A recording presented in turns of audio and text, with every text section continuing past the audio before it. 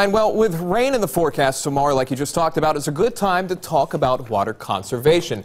Lee Elsroth from Greene Soil and Water Conservation District joins us right now. So good to have you on. 97% of our water is undrinkable water, and that's why it's so important to conserve water. A lot of folks don't necessarily think about that. Localizing it a bit, how is our water supply here in Dayton? I mean, as a whole, especially you think about all the snowfall that we have, you know, Yeah. it is, we don't have a problem with the amount right now, but unfortunately with the cold temperatures, a lot of the, this water is going to run off quickly because the ground's frozen, so it will not saturate into the ground. So it is in good quality, but we're not going to have as much as you might think because it's going to run off. What do you think it is that we can do to improve our water supply here? Well, I mean, our big thing is we only have 1% of the world's water to use. So, I mean, anything we can do, whether it could be as simple as washing your car on the lawn instead of in the driveway, because obviously the driveway is impervious and that water is going to run off. Sure.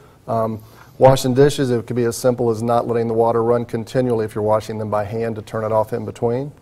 Because, again, that's going to use considerably more water than if you would turn it off in between times. Water is indeed a utility. Is there any way, what kind of advice would you give us to help cut down on costs at home? Well, definitely in the summertime, I mean, 40% of your water bill probably goes towards things like watering your lawn if you have a nice lawn in town. Yeah. These rain barrels that we probably will talk a little bit about here, you could catch water from every existing rainfall, and that water would basically be free, and you could use it from everything. It would also be better for things like your garden because that water is a better quality than what you would get out of the spigot. And we're looking at some of the barrels here, too, they're using right there, too.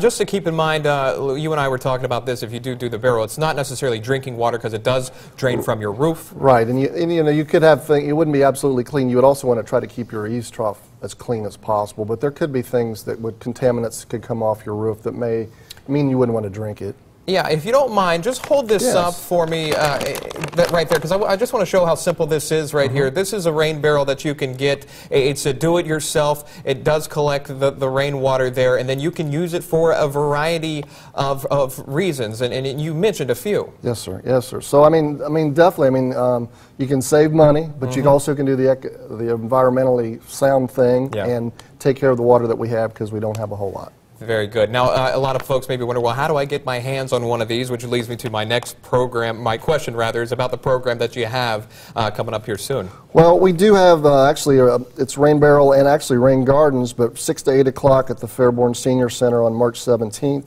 We will pretty much, you can get a kit which would include a barrel and also the diverter kit that you have here, learn how to make it, and you could actually install it yourself. There you go, 6 to 8 p.m. on Tuesday, March 17th. Now, if you're not drinking green beer out of the barrels, you can make your own water barrels there, of course. And we appreciate you coming on. And just real quick, if anyone wanted to find more information about Greene County and all the water conservation system, how can we do so? Well, I mean, the Greene County website would lead you to our office, but I mean, we are there Monday through Friday, 7 to 4:30. So, I mean, just call it. We have technicians that would help, whether it's urban or rural. And then I'm an education specialist, so my job mainly is to go out and try to teach people about the programs that we have and help you in that regard. Excellent. Thanks so much for coming on. We do appreciate all the advice on that. Lee Elsroth, thanks so much.